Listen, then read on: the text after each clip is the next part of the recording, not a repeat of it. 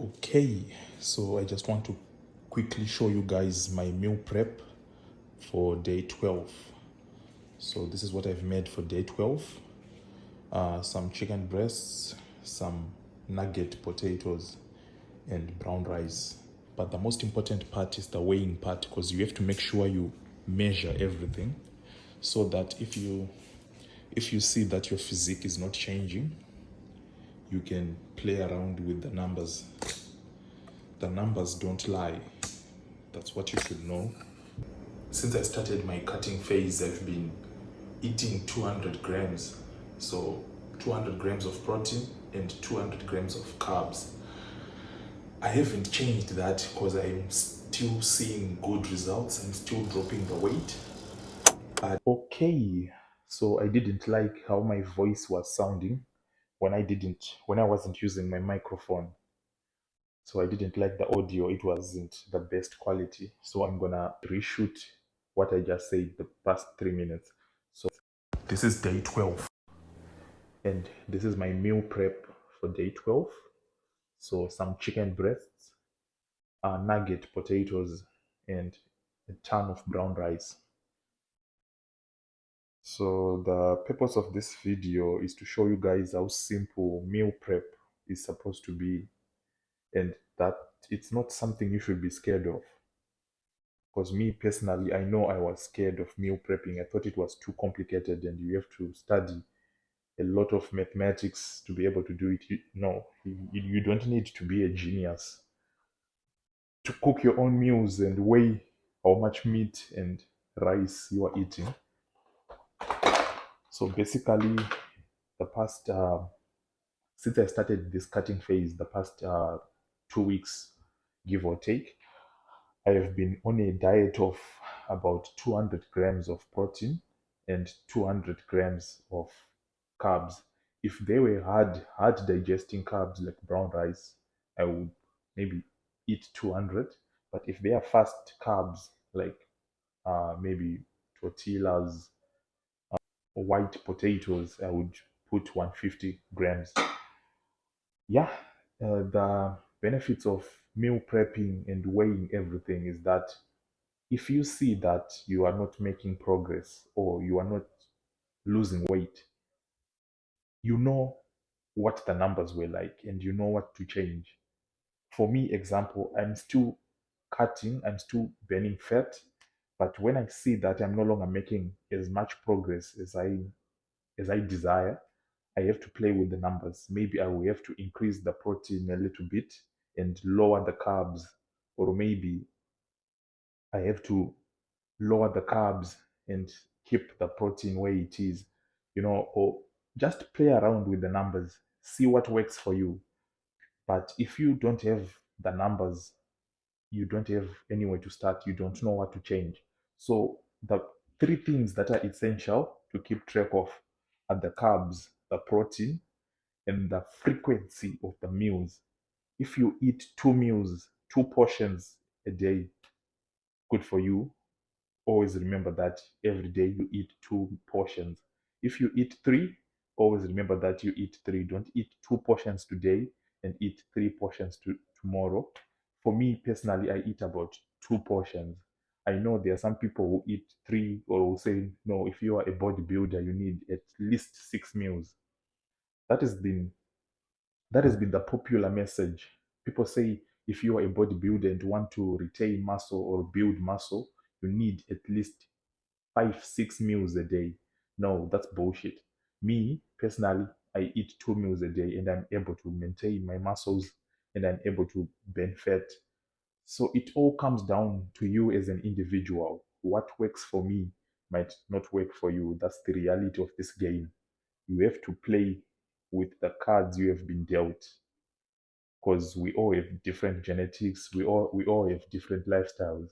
So always keep an open mind.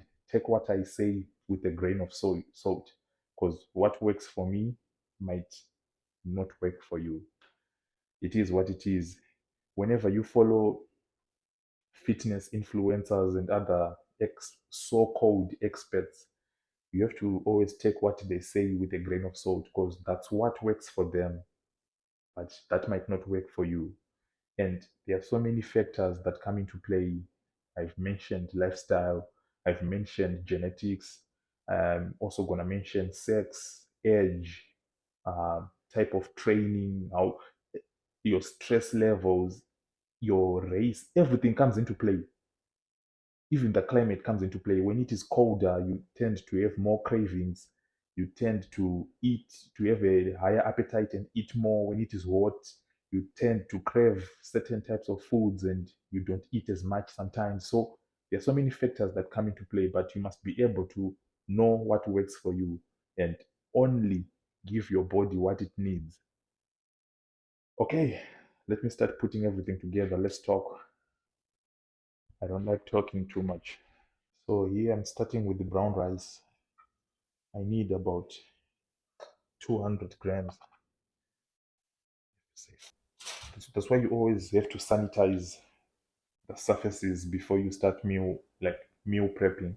Because if anything falls on the surface, if it is not sanitized, it's not really safe to pick it and add it back into the pot. So make sure you sanitize and disinfect your surfaces so that if anything drops on the ground, you can pick it up and still use it. All right, I've got 152.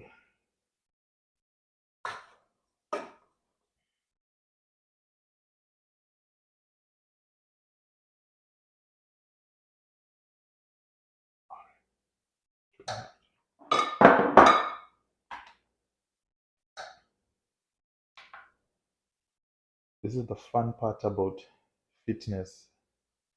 It's like a it's like a game, but you don't have to be strict with it because it's supposed to be fun.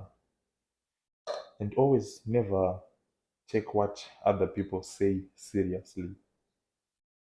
It's just to give you a general guideline, but at the end of the day, you have to do what works for you, what you can afford. So always keep an open mind and do whatever you have to do to get to where you want to get.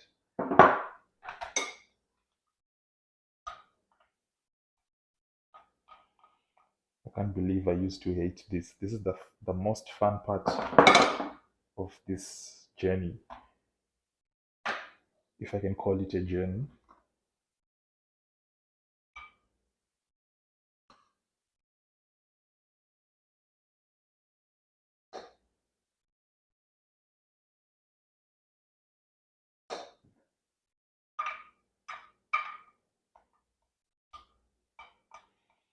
And for those who are natural, I know some people take take hormones to boost their performance and to get better results.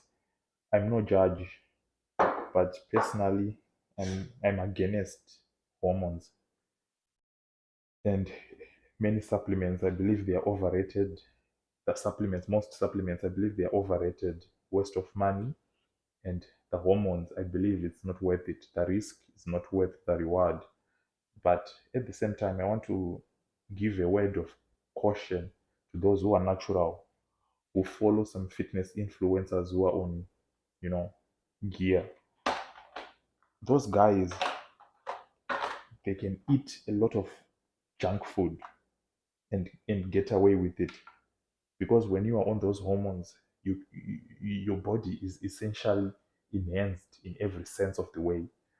It burns fat better, it absorbs protein better. Even when they are not working out, it's equivalent to you doing cardio. So those guys, they can get away with a bad diet, but you don't need to copy them. Never, never copy what they eat because they eat a lot of junk food, but they still stay shredded.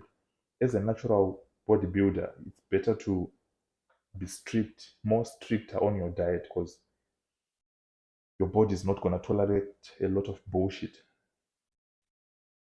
So you have to be strict when it comes to your diet. Try to eat as clean as possible and avoid all sugars, processed foods, and sugar. Try to avoid those as well. And meal prepping is good. You get to save a lot of money. Every time I meal prep, I save like $100 here in Canada. I don't know where you live and how your economy is like, but here in Canada, it's advisable to cook your own meals. You save a ton. And I don't know, it's fun. Cooking is like it's like therapy. You don't think a lot. It's like a stress relief. You are only focused on the task at hand, and you get to clear all the distractions in your mind. And I don't know, it just calms my mind. It's fun. You should try it if you have never tried it.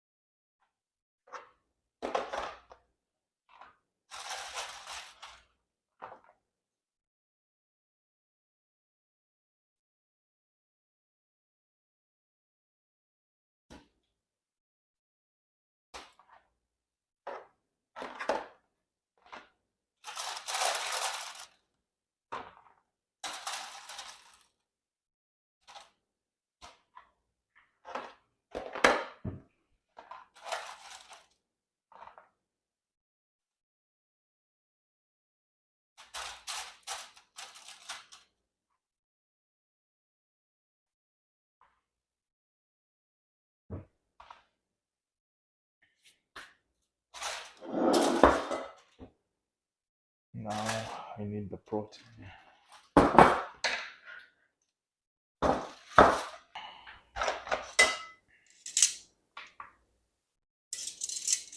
So basically, I started off with portioning the brown rice, and then I switched on to the potatoes.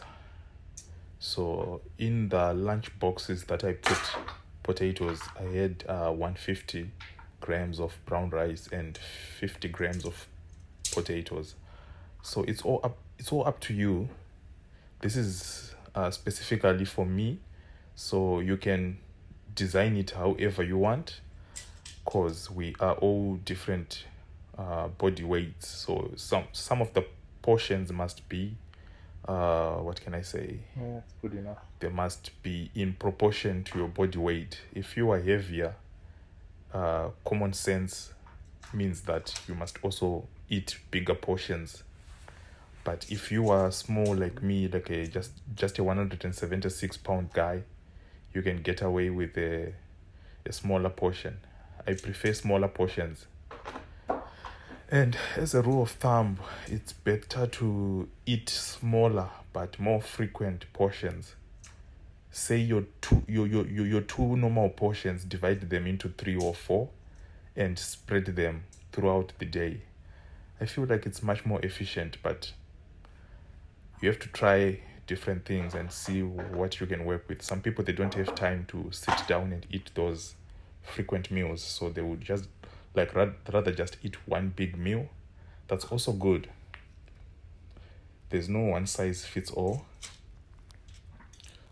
So now I'm just getting my 200 grams of protein, and you don't have to be super strict, like exactly 200 grams of protein. You can exceed the protein a little bit, like 210, 215. It doesn't really matter. As you can see, I'm not like really strict, like exactly 200 grams. Sometimes it's 217. It doesn't matter. There's no like bad side effects of exceeding your daily protein intake. If there is anything you can exceed, it has to be protein, not carbs. It's better to have less carbs but a little bit of more protein if you are to build muscle. Okay, guys, I'm done. And this is what it looks like. After everything has been put together, this is what it looks like, and it's worth 3 days for me. So this is 3 days worth of food. Thank you for watching. See you next time.